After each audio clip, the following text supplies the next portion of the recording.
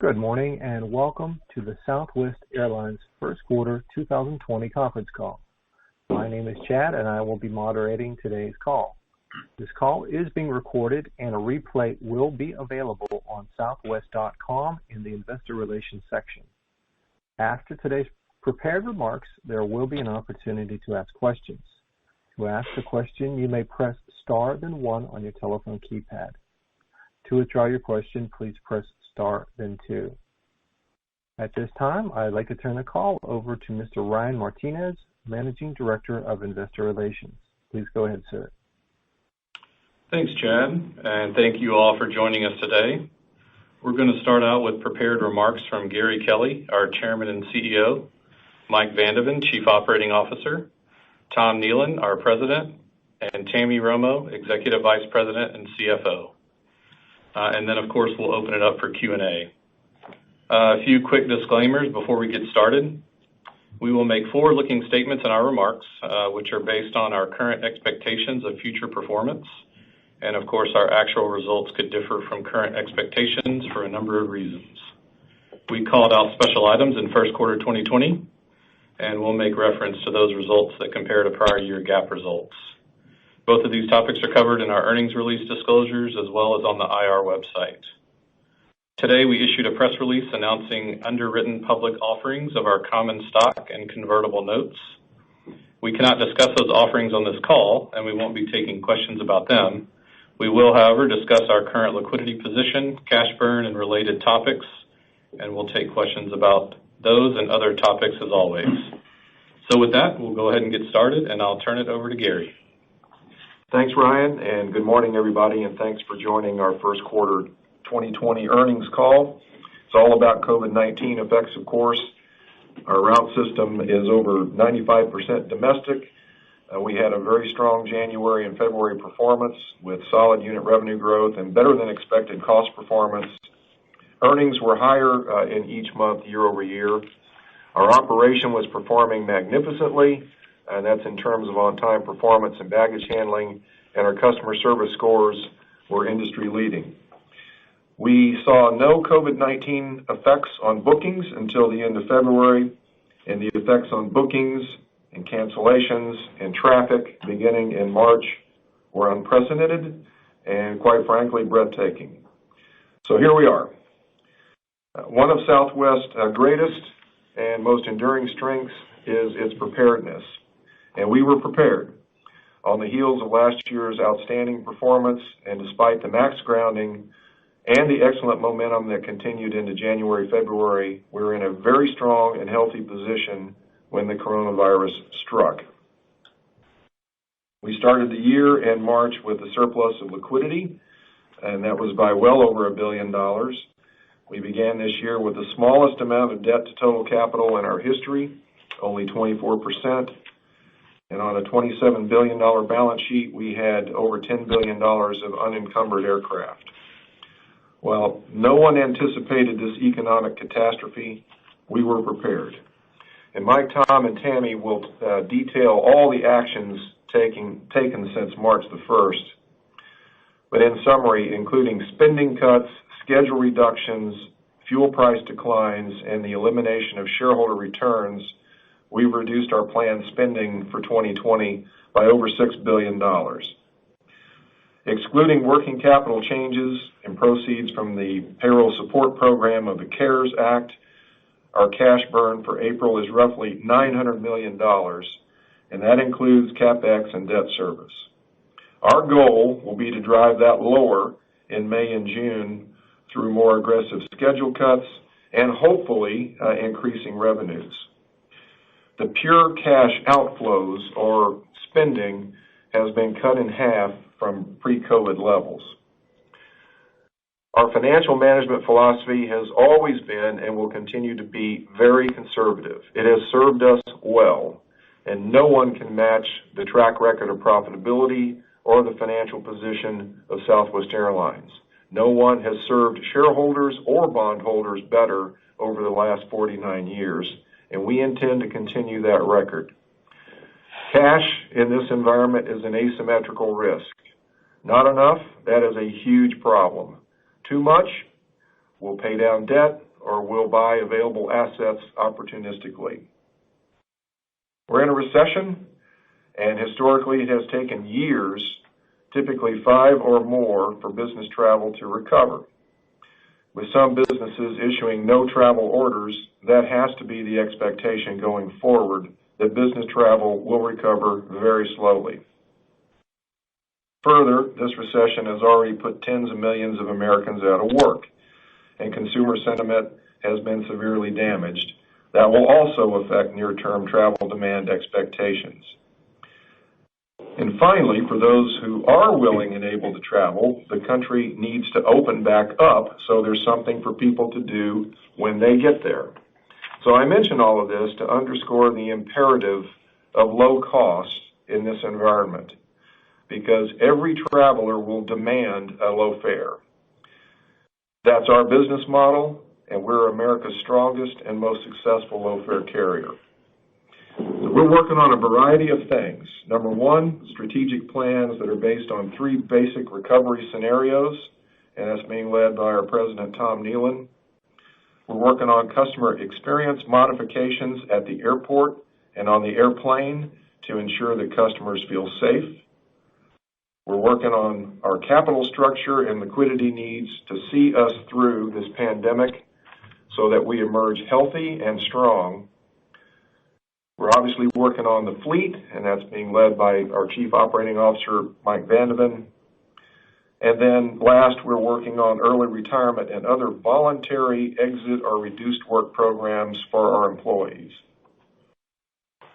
So before I pass to Mike, I want to thank all of our employees. This has been a crisis unprecedented in our history, but our people are battle-hardened, they are resilient, and they are fearless, and they have done a masterful job running the airline, serving our customers, and implementing myriad new procedures and protocols.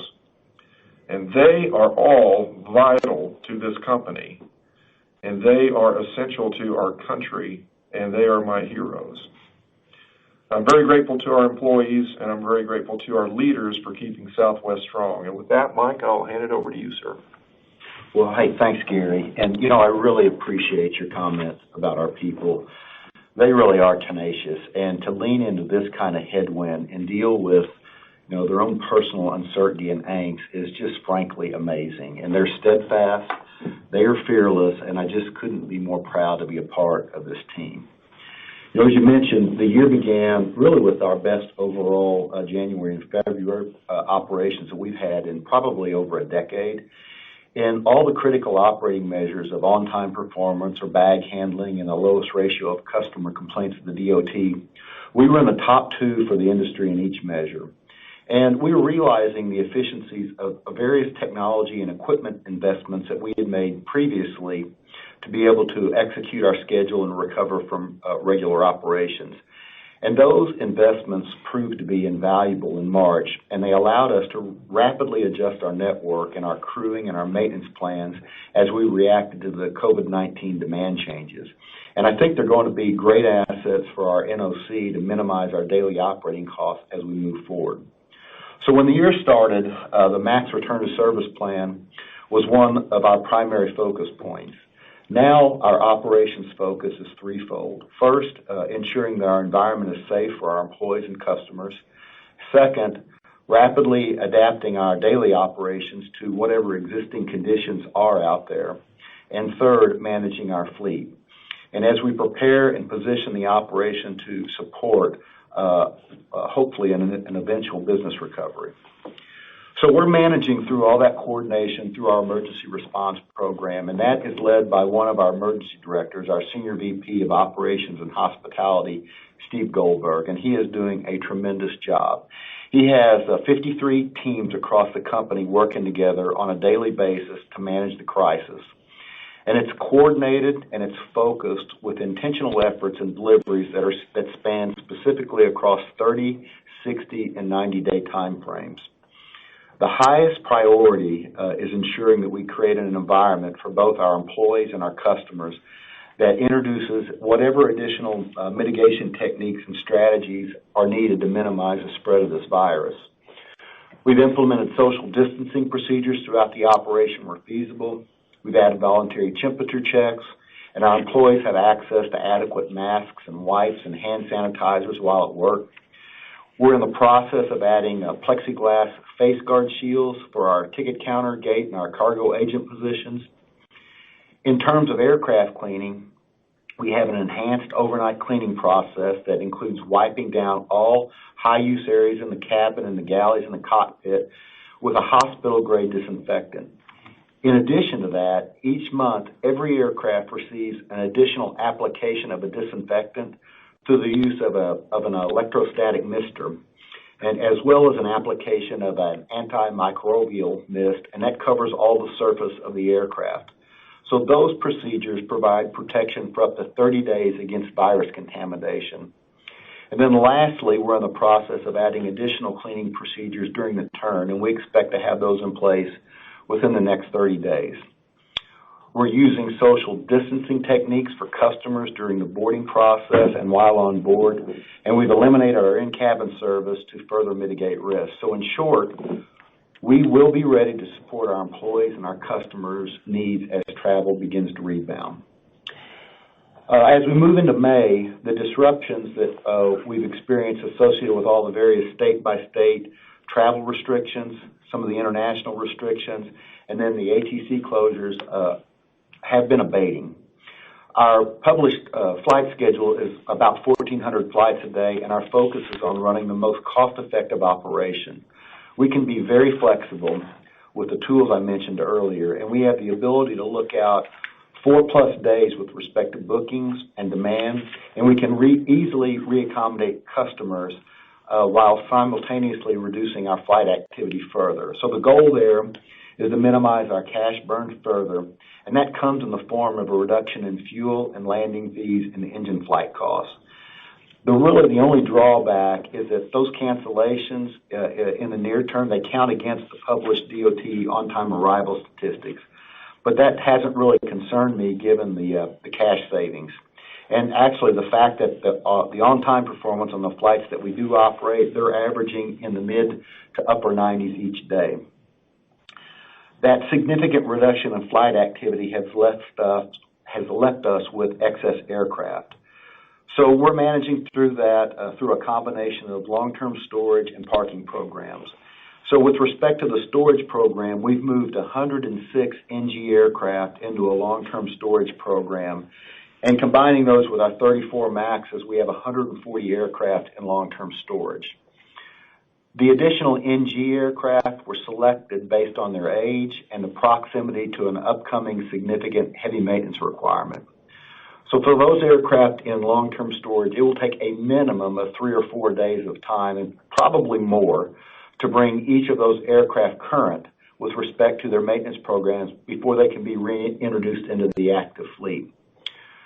We have about 250 NGs in short-term parking programs that rotate in and out of active flying. And the benefits of the short-term parking program is that the aircraft do remain part of the active fleet, and it's more cost-effective in terms of storage costs than the long-term storage program. When it is time to bring the aircraft back into published flying schedules, our most cost-effective aircraft to fly is the MAX. It has less fuel burn, it's got lower engine and maintenance costs, and there's not much to update on the MAX since our January earnings call. Based on Boeing's latest update on the MAX return to service, and given the maintenance and the pilot training requirements, it will take at least a couple of months before those aircraft are ready to fly revenue service.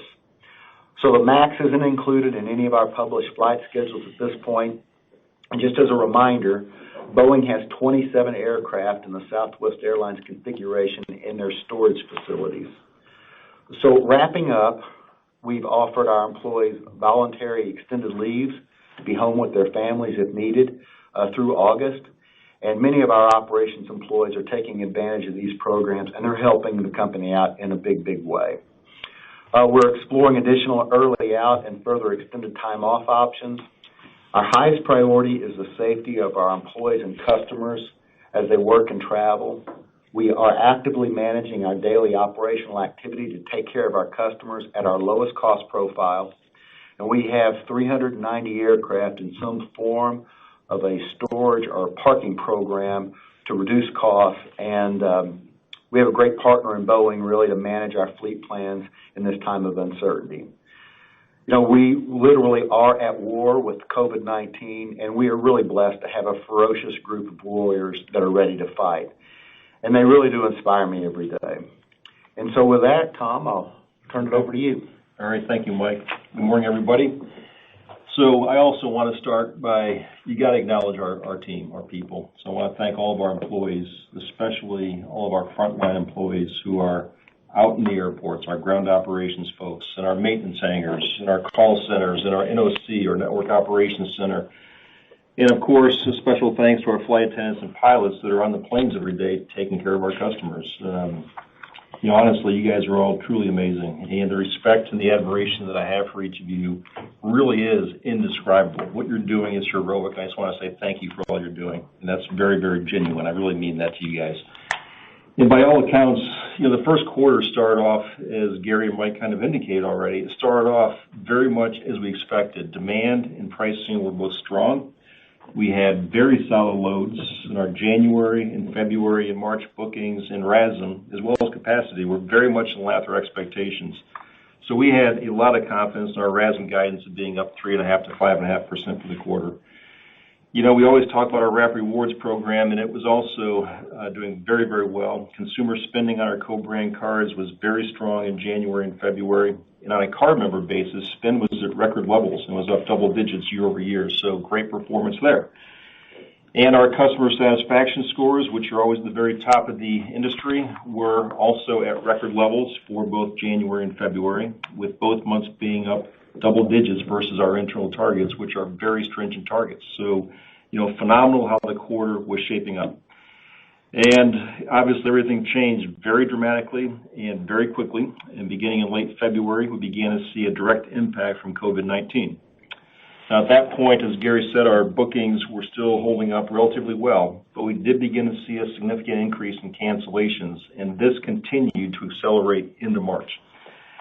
Now by March 9th, the situation had escalated dramatically, and cancellations began to exceed new bookings, and this continued to grow into a massive spike in trip cancellations. And we ended the month of March with cancellations being up over 500% year over year, which resulted in a never-before-seen trend of net negative bookings. So as demand collapsed and cancellations grew, we did what you would expect. We began to reduce our flights. And for the back half of March, we ended up canceling 34% of our roughly 3,800 daily flights. And for the full month of March, our capacity declined 17% year over year.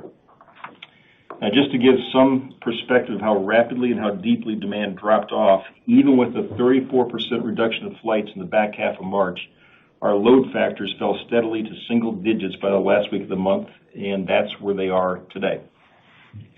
Our March operating revenue dropped nearly 50% year over year, and of course our ancillary and other revenues dropped off dramatically as well. And as you'd expect, we're also experiencing lower partner revenue from Chase as the credit card portfolios are seeing reduced spending and lower acquisitions, none of which is a surprise in this environment. So for the first quarter, our RASM performance was a negative 11.8%, and our revenue was $4.2 billion, which is off our expectations by just over $1 billion. Now, at this point, with a lot of the country still sheltering in place and many states continuing to have some level of travel restrictions in place, we're continuing to see record low passenger demand and revenue trends here in April and May, with operating revenue down roughly 90 to 95% year over year and single-digit load factors. At this point, it is very, very tough to predict exactly how and when we'll see trends turn around. So we're staying focused on those things that we can control and that we can manage to. So we have control of our flight schedule. We have control over the quality of our operation, as Mike alluded to. And we continue to have the highest customer and brand scores in the industry, and that's all because of the people of Southwest Airlines. So shifting now to second quarter capacity, our April capacity was down 50% for the first 2 weeks of the month, and will be down roughly 70% for the last 2 weeks of the month. The full month of May is published down in the range of 60 to 70% compared with pre-COVID schedules, and June capacity is currently down right around 50%. For May and June, we've also shortened our operating day, by removing many of our flights before 7 a.m. and after 8 p.m., so we've pulled our shoulder flying in.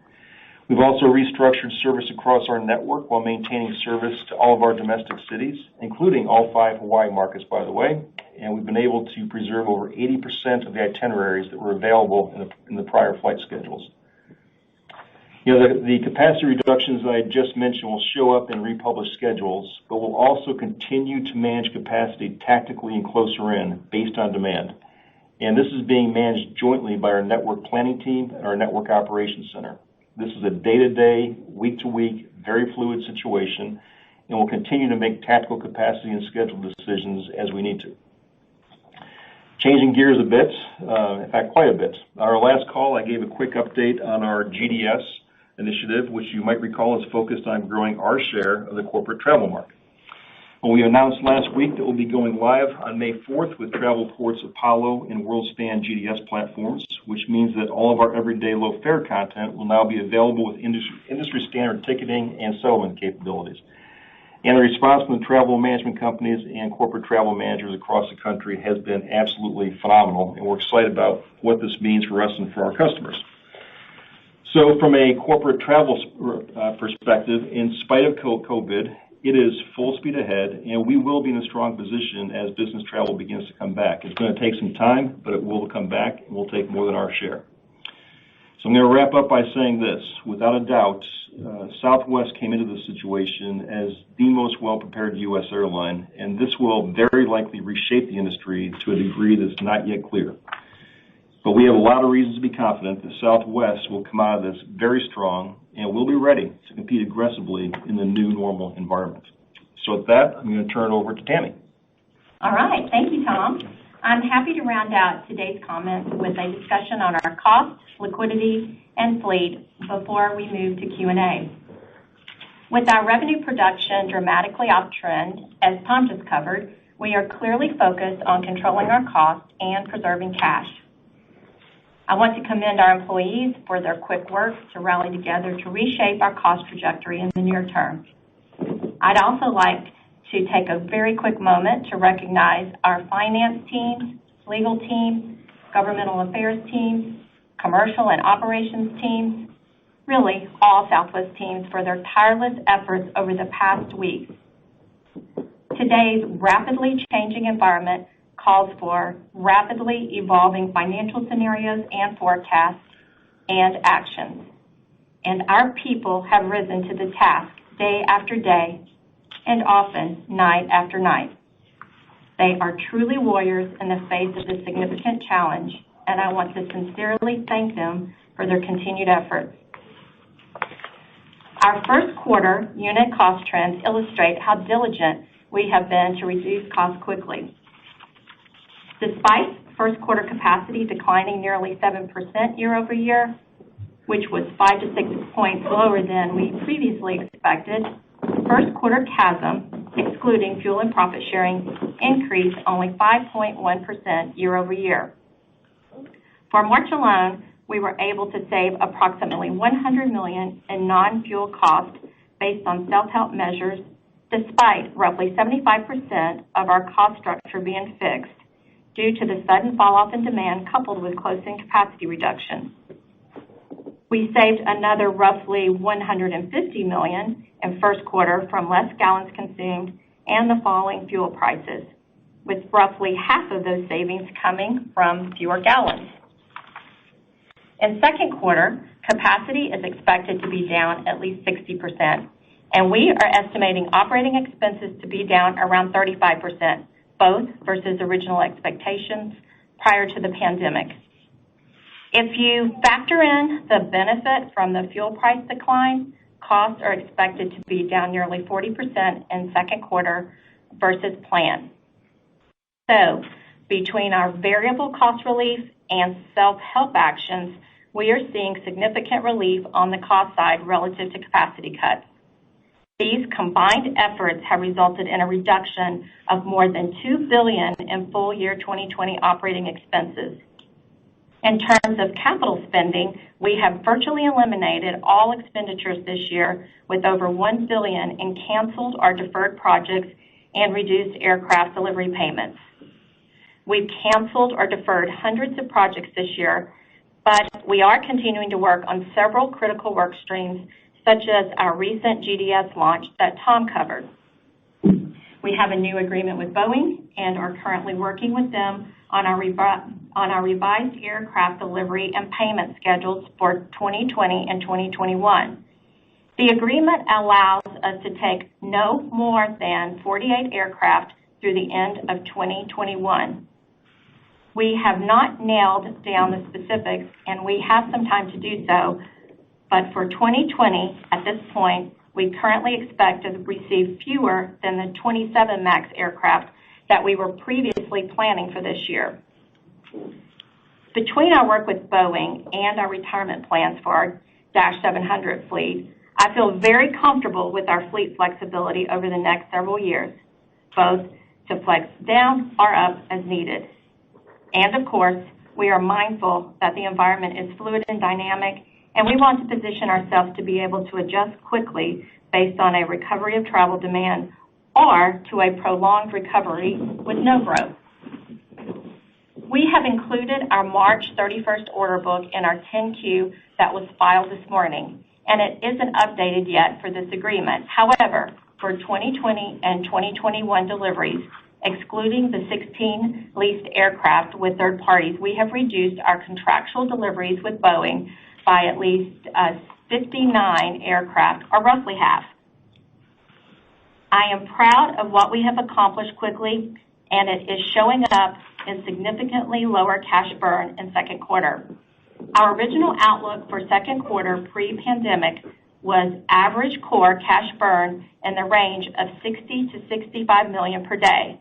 With actions to date, we now estimate our second quarter average core cash burn to be in the range of $30 to $35 million per day. And to be very, very clear, the average core cash burn that I'm sharing includes cash outflows, capital expenditures, and debt service, but excludes the impacts from cash sales, refunds, and proceeds from financing transactions and the payroll support program. Of course, we've shared that we aren't seeing much in terms of bookings for second quarter. In terms of refunds, roughly 80% of our tickets sold are non-refundable. Therefore, the majority of trip cancellations have resulted in issuances of travel credits. For March, when trip cancellations peaked to record levels, total cash refunds were approximately $250 million. Thus far in April, cash refunds are running roughly half that of March, and total trip cancellations, though somewhat elevated, are much lower given the large spike last month. So that brings me to a few thoughts I'd like to share with you on air traffic liability. As of March 31st, air traffic liability was $6.2 billion, of which $3.6 billion, or 60%, was our loyalty program balance outstanding for Rapid Rewards. About a third of our total air traffic liability balance represents travel credits that have already been issued, around $2.1 billion. So that leaves a balance of $500 to $600 million net that is not related to Rapid Rewards or issued travel credits that we expect to fly in future months. And this represents less than 10% of our total air traffic liability, which is very manageable. On the cost front, I want to highlight one area that has really helped. Our employees are pitching in to really save the company money by participating in voluntary time off and temporary leave programs. We had almost 490,000 hours reduced from these programs in March alone, saving us an estimated $15 million in salaries and wages. We have over 3,000 employees utilizing voluntary leave and partial pay programs in April. And for May, we currently have more than 7,000 employees electing to take voluntary leave. As we adapt to a dramatically reduced flight schedule, we know we have to look at how best to manage our workforce and limit impact to our people. We have extended leave programs through the end of August, and we are also considering options for voluntary early retirement along with long-term leave programs. I'll share a few quick comments on fuel. Our first quarter fuel price was $1.90 per gallon, down 15 cents or 7.3% year over year. Brent crude oil averaged 51 per barrel in first quarter, but the real story is the dramatic fall off in prices, with Brent crude oil at 69 per barrel in early January and ending at a low of $23 per barrel by the end of March. We continue to see significant relief from lower energy prices. Lower market fuel prices saved us $80 million in first quarter compared to market prices at the beginning of the year. For second quarter, we estimate a fuel price in the $1 to $1.10 per gallon range, which is down nearly $200 million since the beginning of the year, and significantly lower than last year's second quarter fuel price of $2.13 per gallon.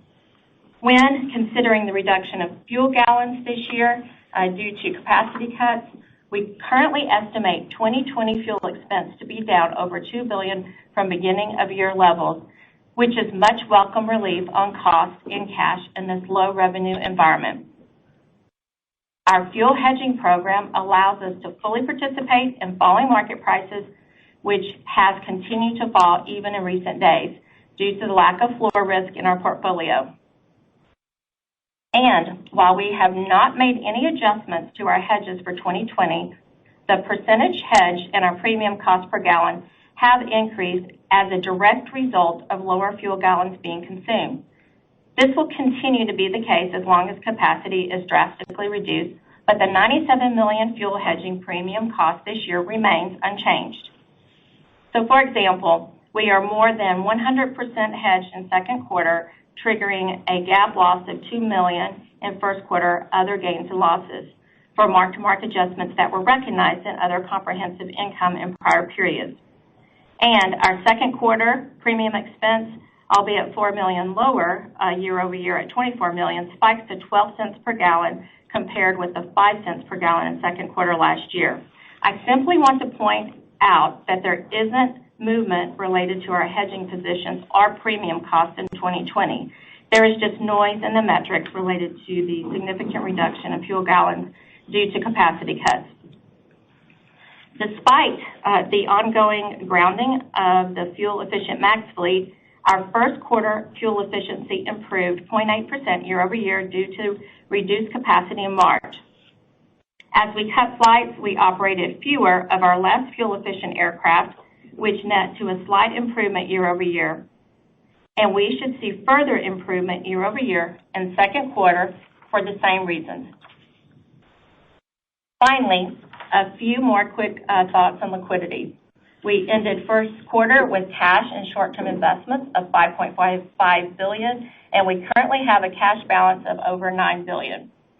We included in our press release this morning the detail of the sources of incremental cash this year, which totals $6.8 billion through yesterday.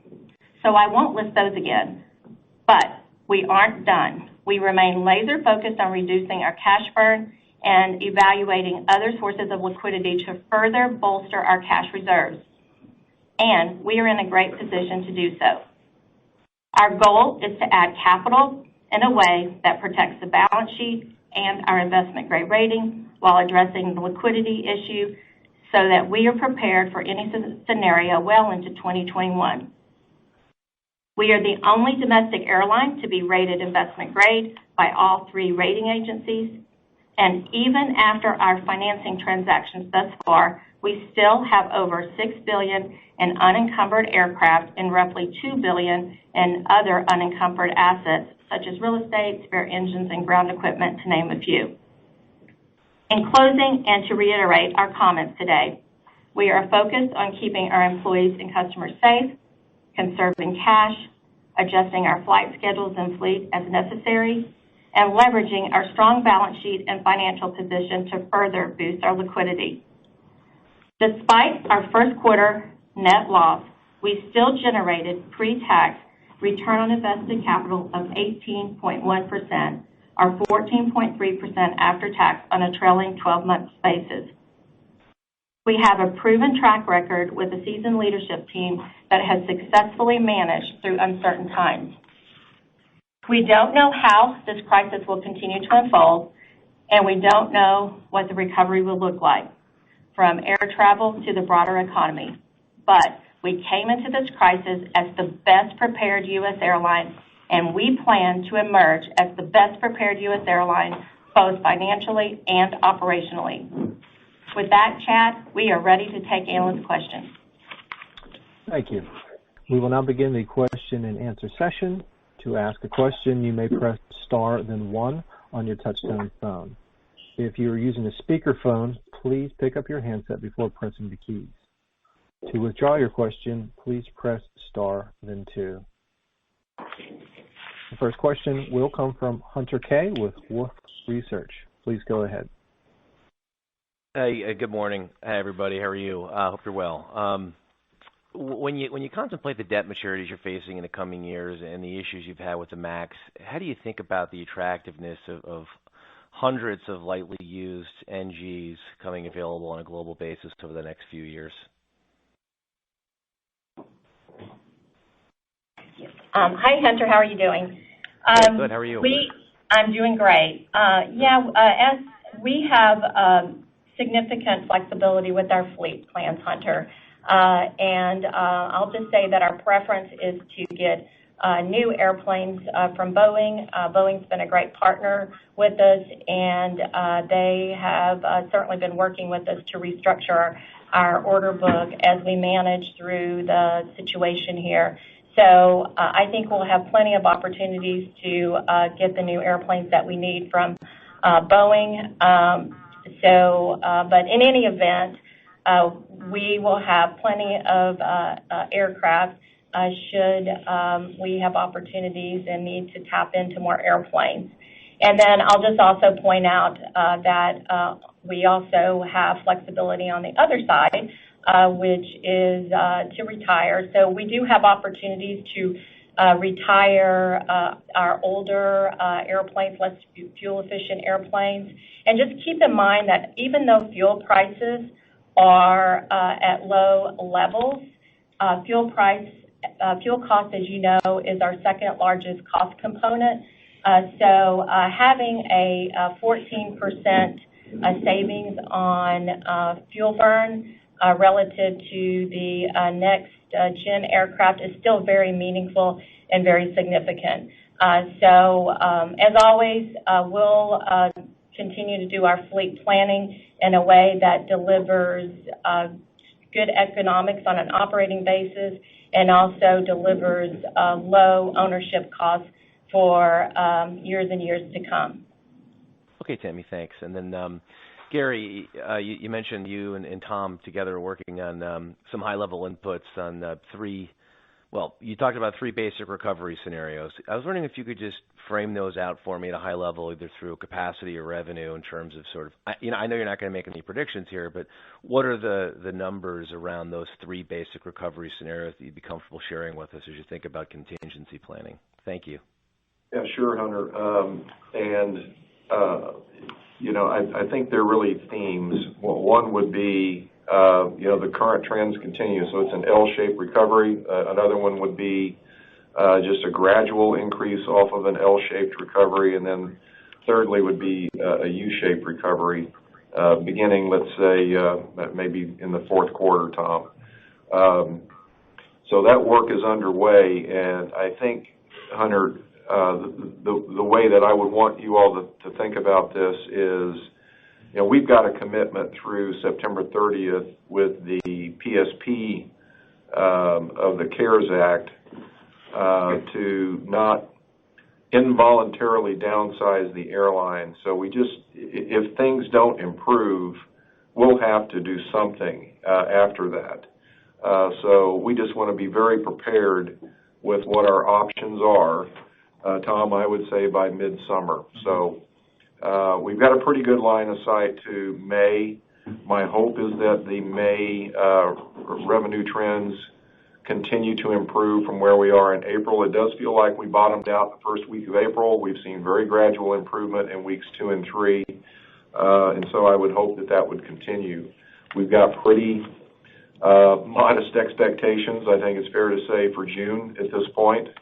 And, hopefully we're too pessimistic there, but hopefully by July, August, we're beginning to see some improvement that would encourage us, in terms of which plan to lock down on. But I think, the basic report is we've got to be prepared here, continue to be prepared, and we've got to be prepared for just about any negative scenario. So hopefully that gives you some insight.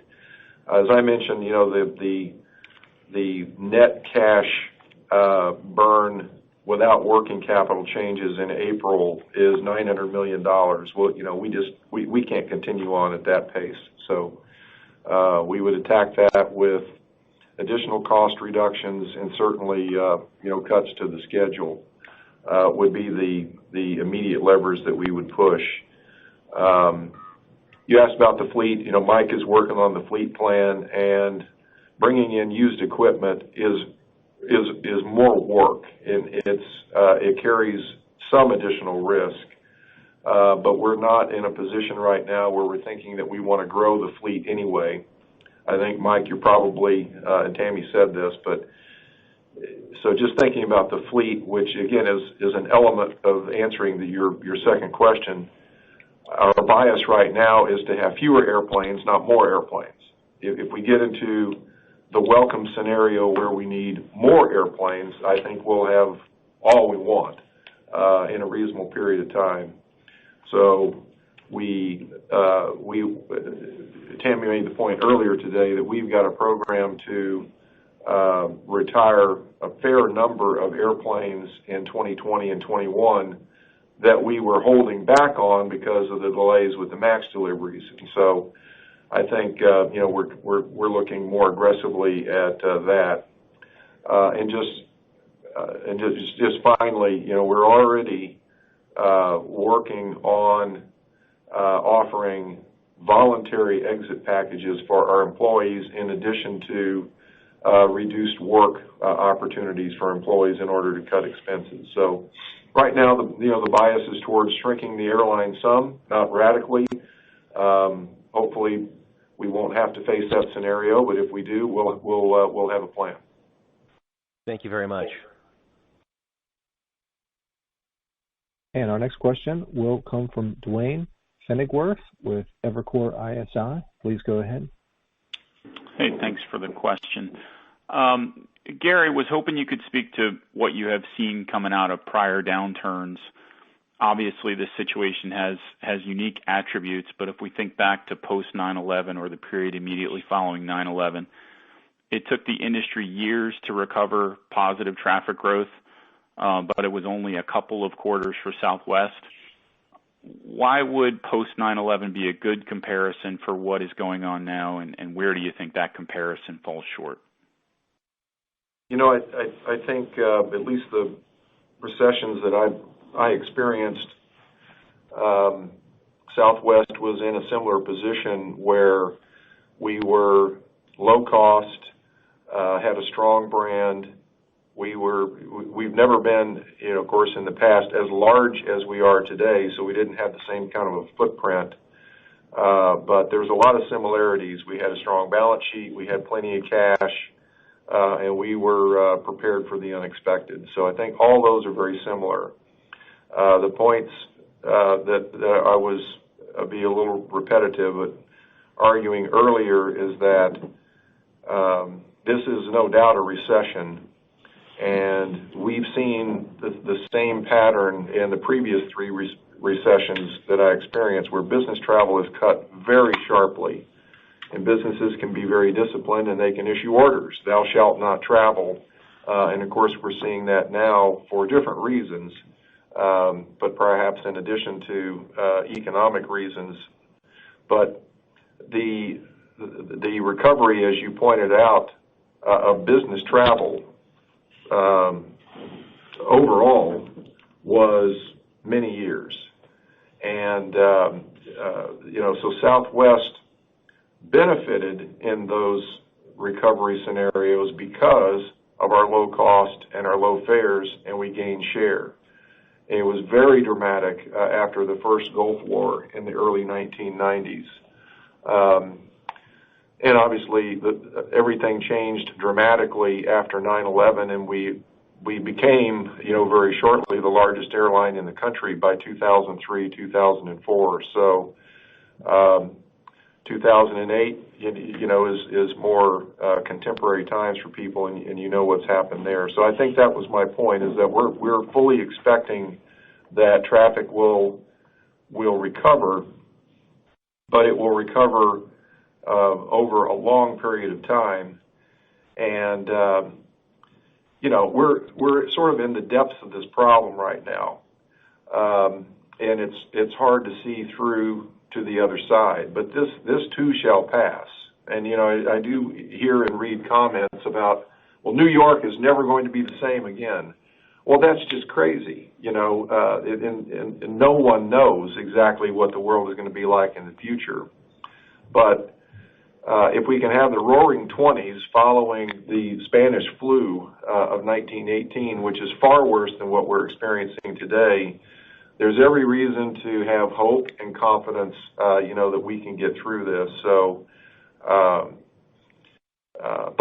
but realistically, we just can't expect that things are going to be back to normal in 6 or 12 months. I don't believe that for a minute. So you need staying power, you need low cost, you need great people, you need resolve, and that's kind of where we are. We also need a plan, and I'm proud of our folks and how they have reacted so quickly to something that is really hard to wrap your mind around.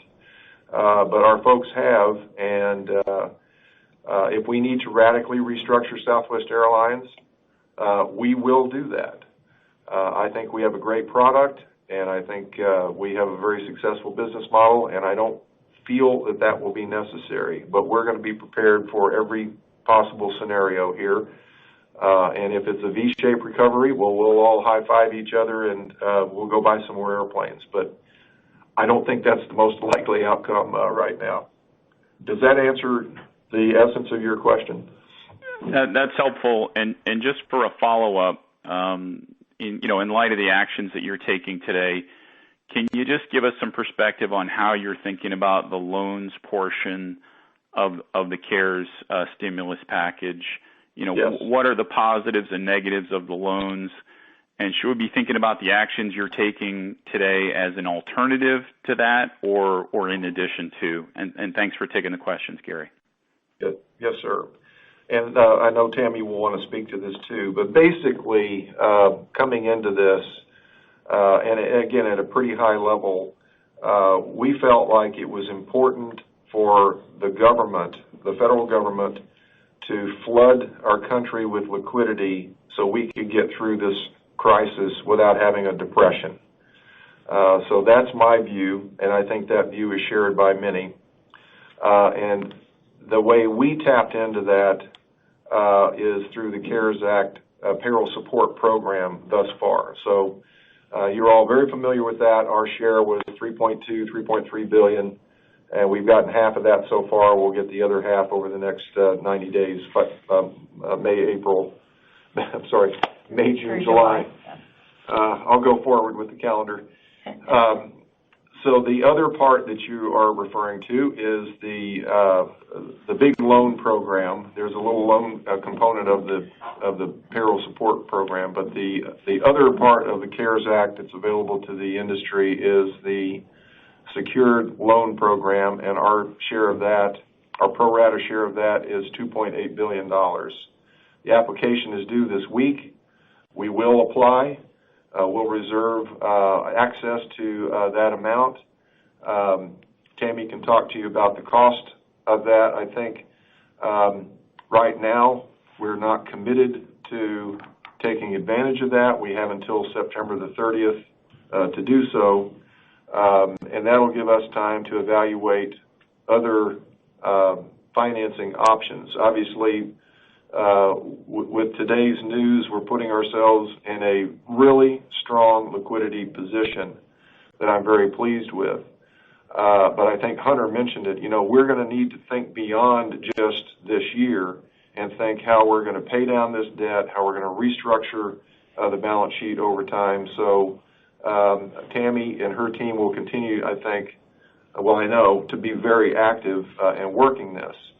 The thing about the loan program is it carries, from your perspectives, it carries a lot of conditions.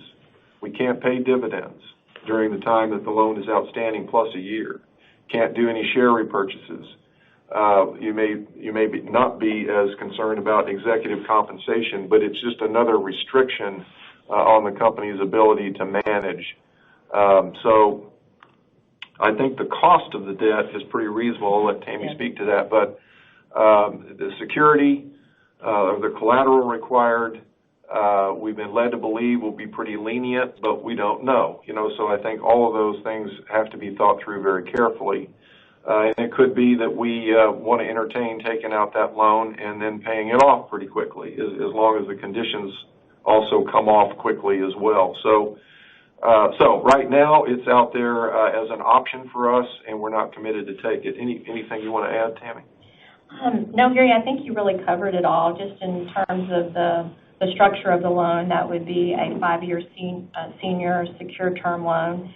And as Gary said, the terms are reasonable, LIBOR plus 250 basis points, and it's attractive that the loan is prepayable at any time. So it really just gives us a lot of options here, and it's certainly a wonderful backstop to have, and we're very grateful for that. Thank you. The next question will come from Jamie Baker of J.P. Morgan. Please go ahead. Hey, good morning, everybody. Gary, I was just thinking, I've known you almost 30 years, and I think this is the first time I've heard you refer to the Roaring '20s. I actually like that reference, a lot. Just not really part of the vernacular in the past. I wasn't there. Jimmy. Oh, yeah, not suggesting that either of us were. First question for Tammy. Could you give us the composition of the $2 billion in unencumbered non-aircraft assets? Just the $2 billion of non-encumbered, they're just miscellaneous assets like gates, slots, simulators, real estate, just general assets such as that. Okay, but LaGuardia and DC slots are in that pool. You're counting that in that. Yes. Okay. Yes. It would include all of that those sort of assets. But no light bulbs. Yeah. There's no light bulbs in that number. Got it. But also no loyalty assumptions, correct? No, sir. Okay. And second question, probably for Gary, you indicated, this morning not fully selling the cabin going forward. I'm curious if you could expand, on what sort of limits you're envisioning, and also how this will be reflected in how you guide on capacity. I assume when you discuss capacity and when you file schedules, it's still going to be based on the entire seat complement, where in reality, flown capacity may be lower by whatever seat cap you put in place. I mean, I guess that could be a difference of as much as a third if we're taking out middle seats. Yes, sir. So I definitely want to speak to that. And as I mentioned in my remarks, we've got a series of work efforts, and this is one. So, and I'll just at the outset say, this too shall pass. So this is not forevermore. Mm-hmm. Things will get back to normal. It's just a question of when and what do we need to do to get from here to there. So in the meantime, we all know that there is a health concern. So here in Texas, Governor Abbott announced yesterday that the state is opening back up for business, and they do informal polls, and it shows 3/4 of the people think it's too soon. So we know that we have work to do to convince customers that are willing and able to travel that it is safe to come to the airport. It's safe to get onto the airplane, and we all know the techniques. We've got masks, so there's PPE. We'll be doing cleaning and disinfecting, and Mike went through all the things that we're doing there, which I'm very proud of. But then you've got social distancing. there was a news story just this morning of a woman who was on a flight who it was unexpectedly full, and she was uncomfortable with that. Mm-hmm. So for now, we are thinking, and Tom will be working on this, we are thinking that perhaps we won't take bookings that would fill up an airplane. So it would be something less than that, which there's nothing physical that I want us to do to an airplane. We're certainly not going to take out seats, and nor would we go to the effort to block a middle seat, nor would we prevent anybody from sitting in a middle seat, but we would simply manage it from a booking standpoint. That is an idea. We haven't announced that yet. We haven't implemented that yet, but that would be a logical way to address a concern about social distancing getting on the airplane. So the flip of that, Jamie, would be, fine, you can try to sell out the airplane, but if people aren't willing to risk that, well, then you're going to fail. So all of this, again, argues for low cost, really managing our expenses carefully, making sure we have plenty of cash to manage our way through this time period. We'll be thinking about masks and things like that with customers. I know that one of our competitors had an announcement on that today. Mm-hmm. Yep. We'll certainly be doing everything that we have to do to follow CDC guidelines. But in terms of mandating that customers and employees have to be doing things, just stay tuned on that part of the question. Okay, very helpful. Thank you all. Take care. The next question will be from Mike Lindenberg with Deutsche Bank. Please go ahead. Oh, yeah. Hey, Gary and everyone. Good morning. Hey, Mike. Just, I guess, two here. When I look at, and maybe this is actually a question for Mike, when I look at your capacity cuts, it does seem like that you are cutting a bit less than what you would suspect with revenues down 90 to 95%. And I'm not sure how much of that is just a function of your network, where you do a lot more point-to-point, or the fact that it does give you the flexibility to do a lot more close-in cancellations, which, in theory should preserve more cash. Just thoughts on that? That's really the latter. And so I think as a rule of thumb, you all should assume that we will schedule more than we'll fly. Right now it's guesswork as to what traffic demand will be, and obviously right now it's not such a guess to know that it'll be light. But Mike's team it's sort of a two-pronged effort. Tom's team will publish a reduced schedule, which, believe it or not, takes quite a bit of technological effort to accomplish. And then Mike's team, on an operating basis, days ahead of a scheduled flight, will go in and cancel aggressively. So, Tom and Mike, you all might want to comment on that. I do want to jump in on that one. So, Mike, I actually like where we are at this point with our reductions for April, May, and June. Mm-hmm. If we need to take more capacity out, we can. It's just, honestly, it's a lot easier to take capacity out than it is to put capacity back in. And I like to maintain as many itineraries as we possibly can. And, we'll just respond accordingly. But, I think at this point, if you look at where we are, take May, for example, our ASMs are down about 65%, but we're only reducing our O&D markets by 28%. So we're maintaining itineraries. Now, that's quite different than the mix of our competition. So I feel really good that we are serving the markets. We have product on the shelf, if you will. And if the product isn't selling, we'll take it out. Right? That's where the operations side comes in. We'll take it in the NOC and we'll pull the capacity out. It's just very hard to put it back in. So I'd rather have it on hand and pull it out as necessary. So. Very helpful.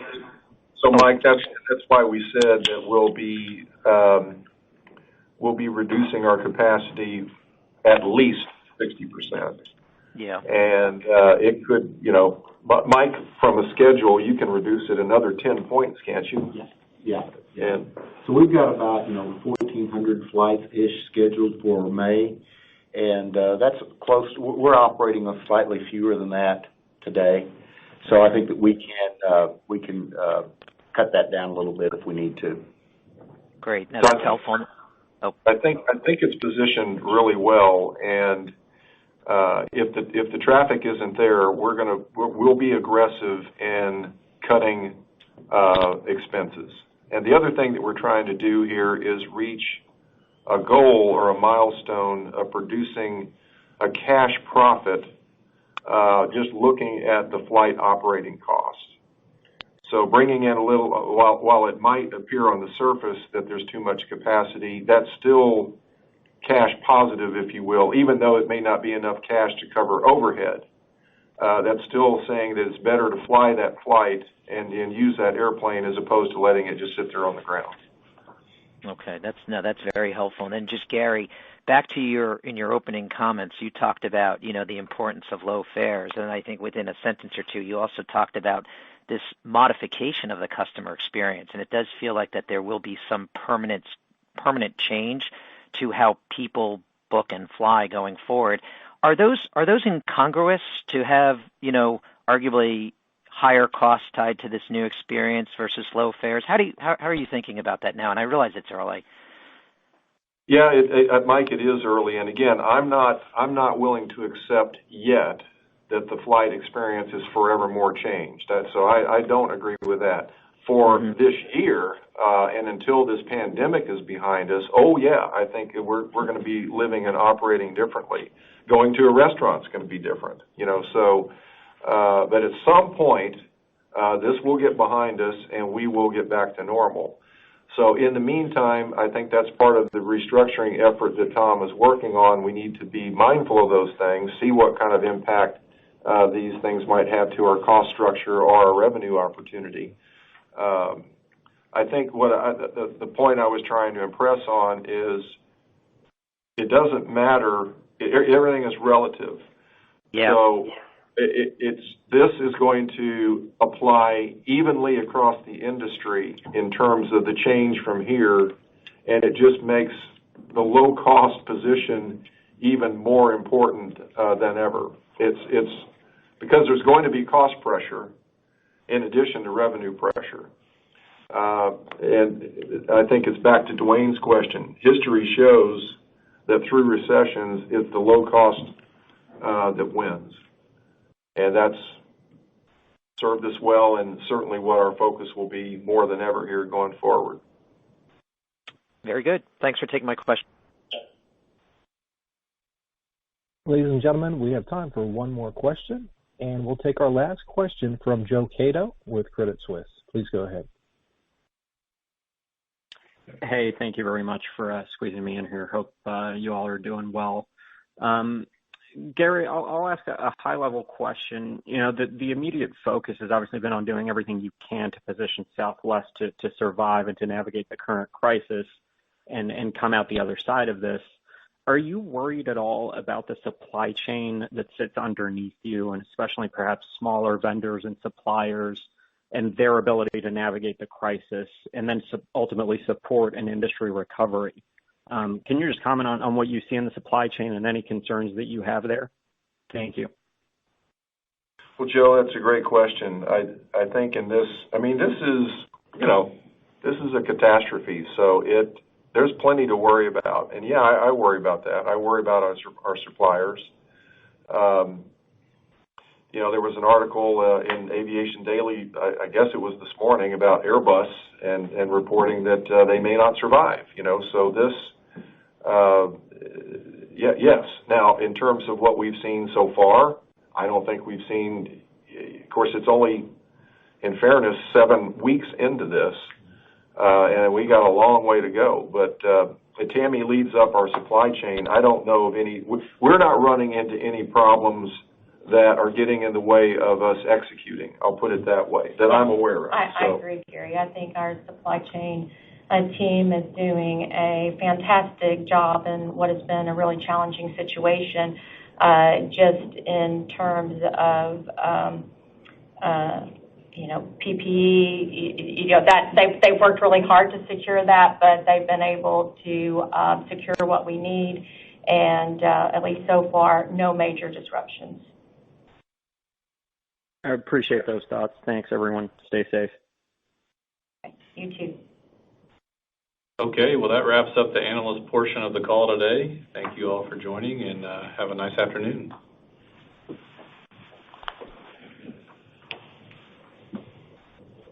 Thank you. Ladies and gentlemen, we will now begin the media portion of today's call. I'd like to first introduce Ms. Linda Rutherford, Senior Vice President and Chief Communications Officer. Thank you, Chad. Hello, everyone, and welcome. And I think we'll go ahead and jump right into the Q&A portion. Chad, if you want to give them some instructions on how to queue up for questions. Certainly. To ask a question, you may press star then 1 on your touchtone phone. If you're using a speakerphone, please pick up your handset before pressing the keys. To withdraw your question, please press star then 2. At this time, we'll just pause momentarily to assemble our roster.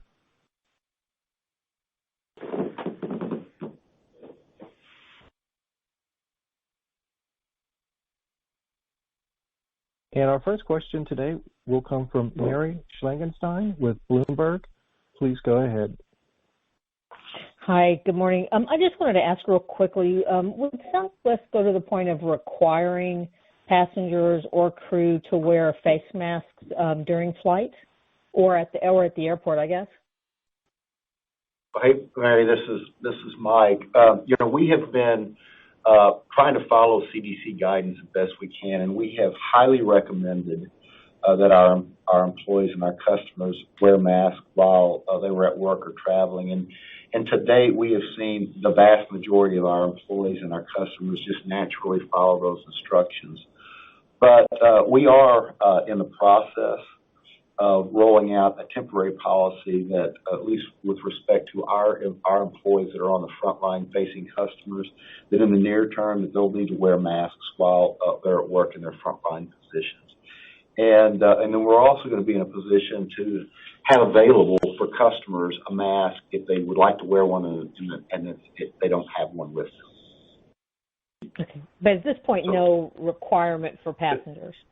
No requirement yet, Mary, but I do think that it's a valid question and one that it's fair to say that we're continuing to think through ourselves. I just don't think we've gotten back to the point where the majority of people have been confronted with this. So everybody's been sheltering at home. And here in Texas, as we were talking earlier, now people can venture out starting on Friday. And I think that we're going to find that there's a strong majority of people who aren't comfortable unless everyone around them has a mask on, as an example. So I think it's a little bit premature for us to make that judgment. I think we're all inclined to let people make, use their own good common sense. But in this particular case, we may need to be more aggressive there, but we haven't made that decision yet. Okay, great. Thank you very much. The next question comes from Tracy Rucinski with Reuters. Please go ahead. Hi, good morning. Hi. I wanted to ask about your agreement with Boeing to reduce MAX deliveries through 2021 and your order book review. Is it fair to assume that as deliveries get pushed down the line, that some will ultimately be canceled?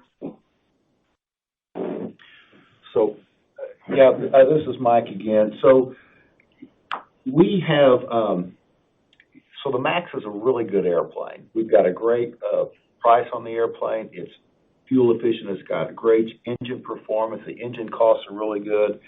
And just in the long term at Southwest Airlines, it will be in our best position to bring that airplane into the fleet. So we have a lot of flexibility with the Boeing order book. And right now, when we have so many airplanes sitting on the ground, it doesn't make a lot of sense to go, bring additional airplanes in from Boeing. So we do have a lot of flexibility to shift orders down. But as Gary said, I do think that this is the industry is going to rebound, and we're ultimately going to need airplanes to fly in the fleet. And so we do want to bring the MAX onto the fleet. And if we need to early retire or manage the fleet by taking older airplanes out of the fleet, I think that's the best position for us to be in. But Tammy, we haven't there's no cancellation of any position. They're just moving. Yeah, I think your takeaway should be that we're still working through restructuring our order book with Boeing, and just what we announced so far is a piece of that. But it's just too early to know, and obviously Boeing is going to be very thoughtful with the MAX return to service. We'll work with them on that and a delivery schedule that makes sense for Southwest, but no cancellation so far. That's really helpful. And just one more, if you could help us understand how the new situation affects your negotiations with Boeing regarding MAX compensation. Well, I think that's all part of it. In fairness,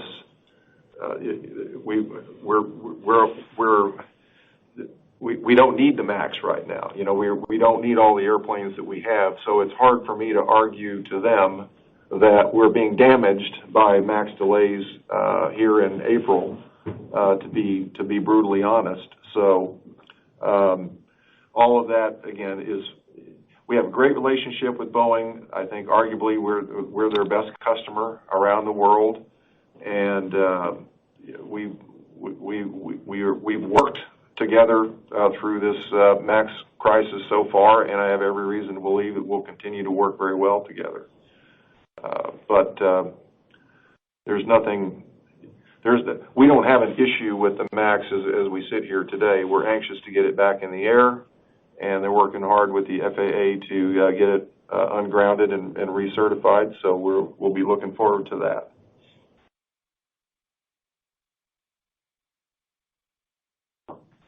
And our next question will come from Leslie Josephs with CNBC. Please go ahead. Hi, good afternoon, everyone. Hope you're all well.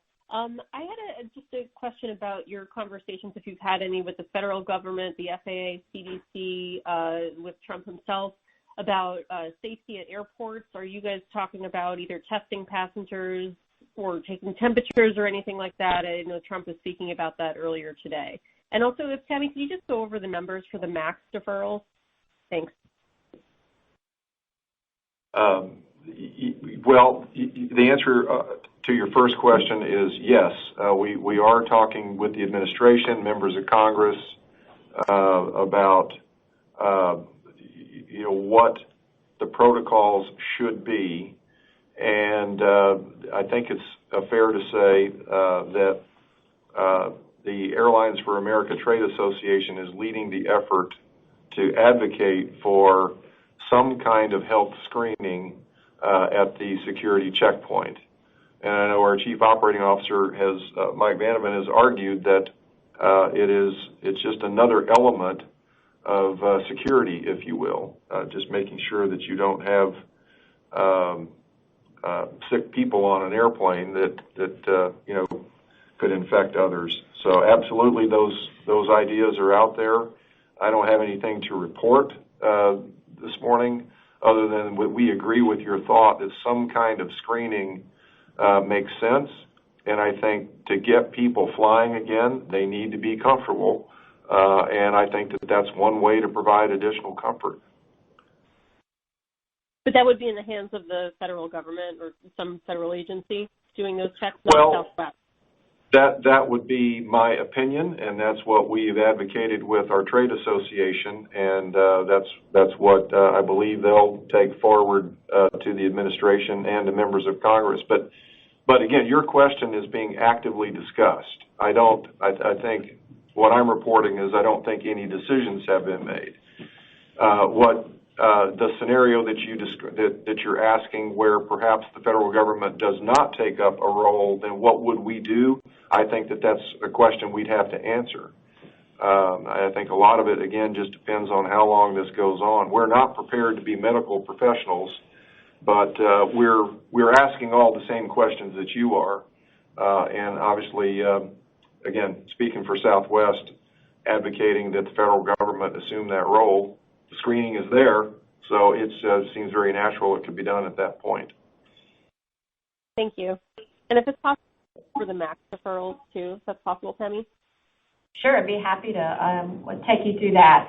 So if you go back to last quarter, where we were sitting at that point in time is if you look at the MAX aircraft that were coming directly from Boeing, there were 107 deliveries, and then we had another 16 that we are scheduled to take delivery from third parties.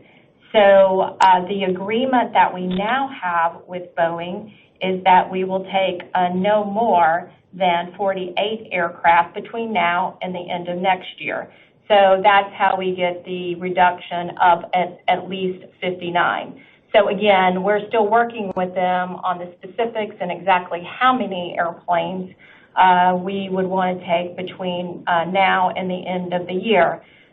So keep in mind, with respect to the MAX, if you'll recall, Boeing has 27 of our MAX aircraft that have been built and produced, and so at this point, we're planning to take less than those 27. Again, we haven't worked through those details with Boeing, so those discussions are ongoing. And as we lock that down, we'll certainly share that with you. Hey, Leslie. Thank you very much. Hey, Leslie, this is Mike. Also, just I know that you know this, but just remember that Boeing is not producing those airplanes today either, and so they don't have a production schedule between now and the end of next year that they could even tell you exactly how many airplanes would be available. So that's part of the discussion with them about the order book. What is their production capacity? What do we need, and how does that start to play together? Okay, thank you. The next question comes from Allison Sider with the Wall Street Journal. Please go ahead. Hey, thanks so much, everyone. Just wondering if you could talk about sort of the state of, labor relations and negotiations, with the various work groups right now. It seemed like there was a lot of sort of solidarity going into the discussions with the government, and wondering if that's holding up or if there's any sense that there's sort of that's kind of fraying a bit. Well, there's not, just because of the severity of the crisis, there's just not a lot of there's not a lot of negotiations, if you will. I think what we've got to do now is what I was referring to earlier, which is come up with scenario plans, and then depending on how severe they are, I think that's when we would need to engage with our labor unions. We've kept them informed about what's happened to the business. We've kept them informed about the actions that we've been taking. We've all had a common concern about the health and well-being of our employees, and so I feel like that we are well aligned on that. But they're in an environment where we would need to seek concessions, all of that, none of those conversations have taken place. And I think everyone can understand that nobody wants to make concessions. I think my overarching message to our people, not labor relations, just our people, is that we're going to have to work together to get through this, and everyone in the country, with very few exceptions, is having to make sacrifices, and in some cases, very painful sacrifices. That's nobody's fault, but that is the reality. And so I think we at Southwest are a family, and just want to make sure that everybody is mentally prepared for the reality of the challenge and the fact that we may all have to band together here and make some painful sacrifices. But those conversations have not taken place, other than just to try to set the expectation, just like I've shared it with you. My hope is that we get through this without a lot of pain, but we've got to be prepared for the worst, and it's pretty bad here in April, so it's not theoretical. I mean, it's right here, right now, and we've got to get passengers on the airplane in numbers that are sufficient to pay the bills, or else we're going to have to take, obviously a lot more drastic action. But labor relations are no different than they were. They're very solid, and I got to believe that our people, if the time comes that we need to do some things, I think we'll have a lot of very willing participants.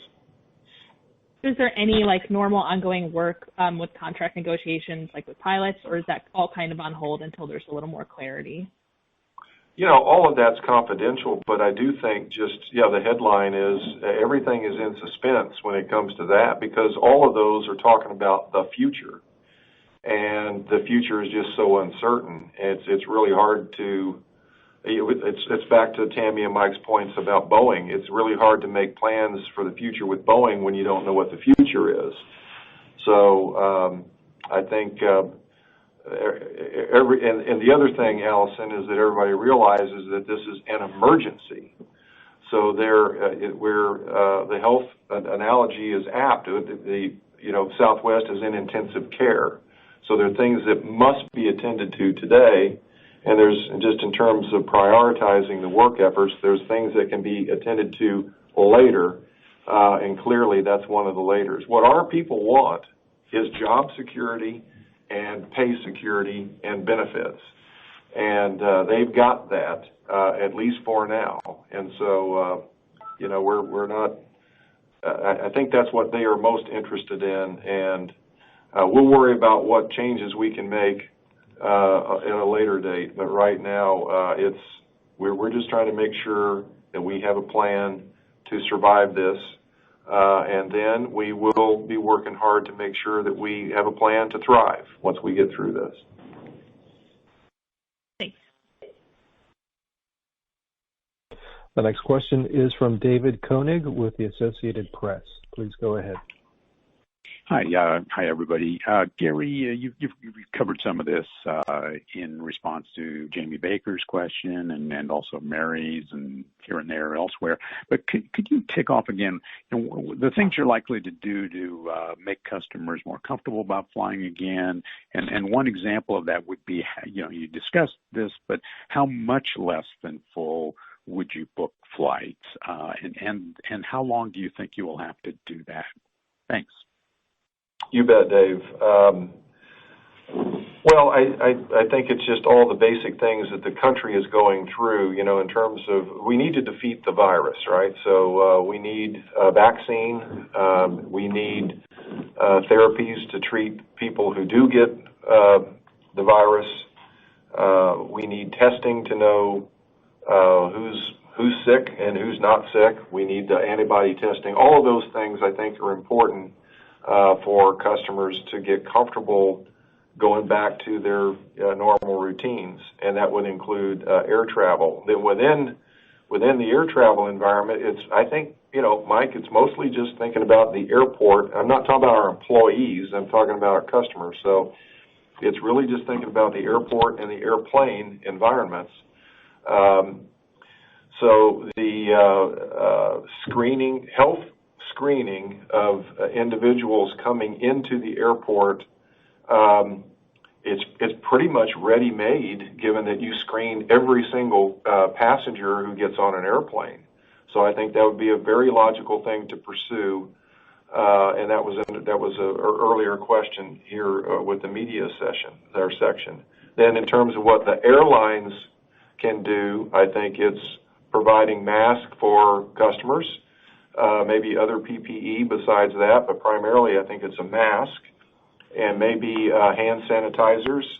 And so there are things like that to be considered, and Tom Nealon is leading up the customer effort on that, and I think you should expect some announcements from us soon on that front. Then you have what's left is within our environment is pretty much the social distancing. So we can do things within the airport to address that. We can do things to modify our boarding process to accommodate social distancing. And then you're finally left in with the airplane. And if you left every middle seat open, that would be booking the airplane to 2/3, so you'd have a 66.66% load factor. And I view that idea as a temporary thing. Again, I don't accept that forevermore people are going to stay 6 feet apart from each other and wear masks for the rest of our lives. I just don't believe that. I think we'll get past this pandemic, and with a little luck, we won't have one for another century. Until we get to that point, we've got to be prepared for mask, certainly, and social distancing, certainly, and I think we've got an effective way to think about that. The other thing I should have mentioned earlier, Tammy, in our call, and shame on me for not doing it, but we are a really high quality, low cost airline, and we have never gotten our costs low by jamming extra seats on airplanes. So it's a very comfortable seating environment, and I think that's going to work again in our favor here. And just circling back to the middle seat idea, Dave, finally, if I'm traveling with my 2 granddaughters and I want one of them to sit by me in the middle seat, I want to have that option to do that. So we're not going to physically restrict this or ask our flight attendants to be policemen and women on this. We'll manage that. If we do this, we'll manage it in some other means by simply just taking less than 100% bookings. Sure. I don't want to get into a discussion of pitch and all that, but you could say that, well, 2 people sitting in the same aisle seat, but one row back from each other, they're closer than 6 feet. So that's why I wondered if you meant taking, holding capacity at something less than 67%, but it sounds like that's kind of where you're thinking.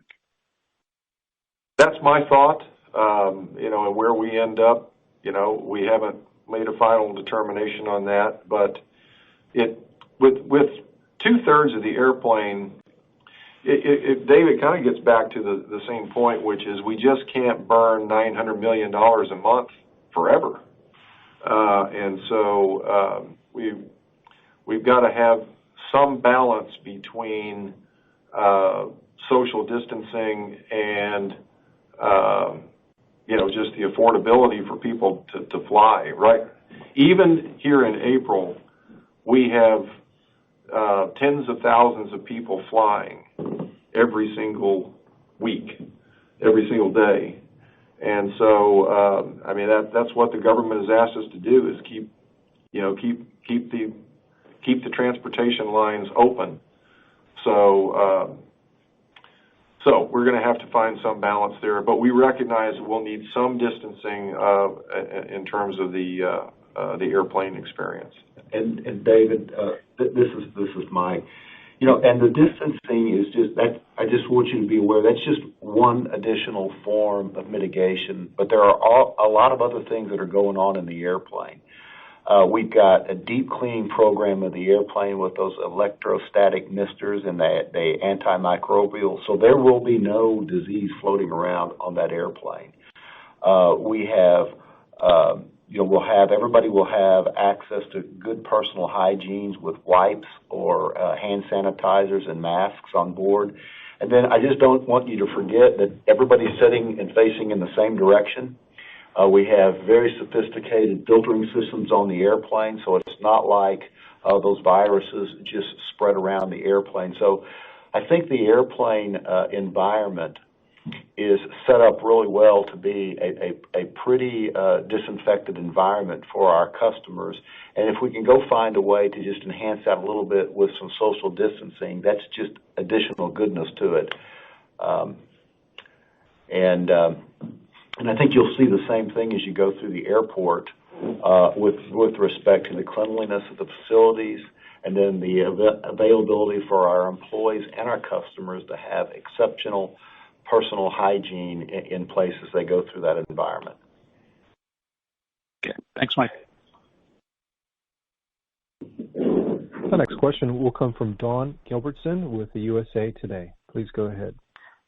Hi, good morning, or I guess it's afternoon now. Gary, you mentioned at the top of the call you saw you think things bottomed out in the first week of April. You saw gradual improvement in the second and third week.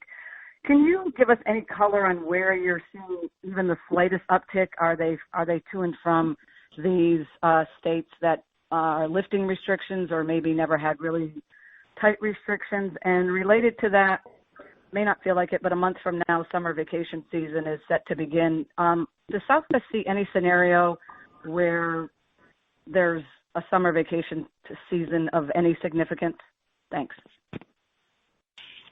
Yeah, Dawn, to your first question, yeah, that's all proprietary information. So one of the things that Tom and his team are doing is just looking to the future and seeing what route changes we can make that will really help strengthen our strong points, and if there's some temporary exits that we want to make, we'll do that. But otherwise, we'll keep that information very close to the vest. Your summer travel season question is a good one. You know, we have decent bookings in place for July, as an example. We just have no idea. We have no way to predict what cancellations will be, and obviously they've been very vigorous for the last 7 weeks. So that's a question that we have. So we'll be watching the demand for sort of June, July, August carefully. If in fact the country opens up like we are reading about, hearing about, there are obviously half a dozen or more states that have relaxed their stay-at-home orders. Businesses are opening back up. I think that will put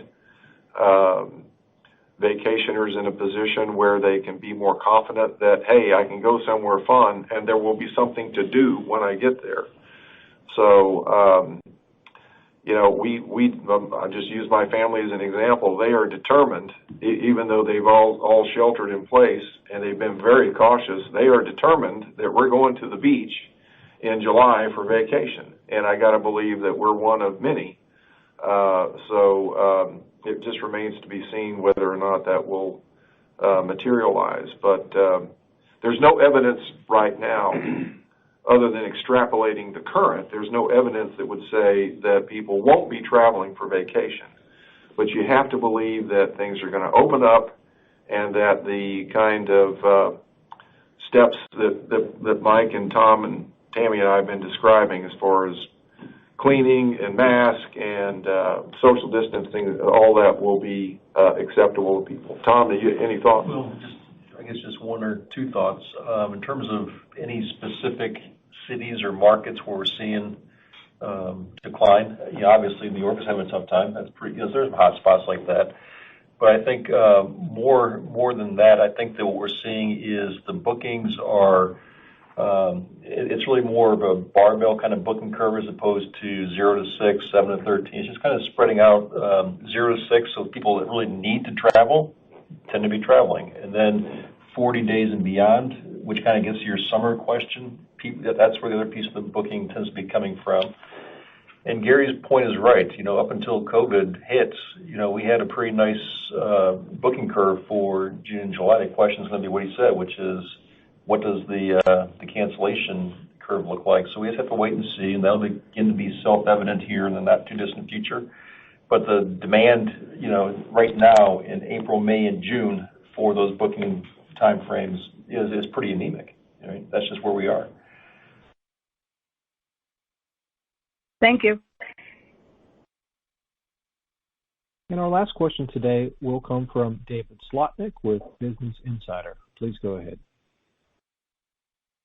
Hi, everyone. Hope everyone's doing well, and thank you for taking my call. Gary, you said earlier in the call, I think at the very beginning, that in past recessions you've seen corporate travel take about 5 years to return. Everything that I'm reading is agreeing that corporate travel is probably going to at least be a slower recovery than leisure. Do you think in this case that it might be a bit of a longer return for corporate travel or a delayed beginning of that return just because of companies fearing liability of having their employees travel during COVID, maybe events, meetings being canceled because work from home has been proven to be at least relatively feasible during this? The only thing I was going to say is it's when we think corporate, we think really big companies, and Tom mentioned our corporate effort earlier. So we're really referring to business travel overall, which is, rule of thumb is about a third of the traffic for us and a third of the traffic for the industry.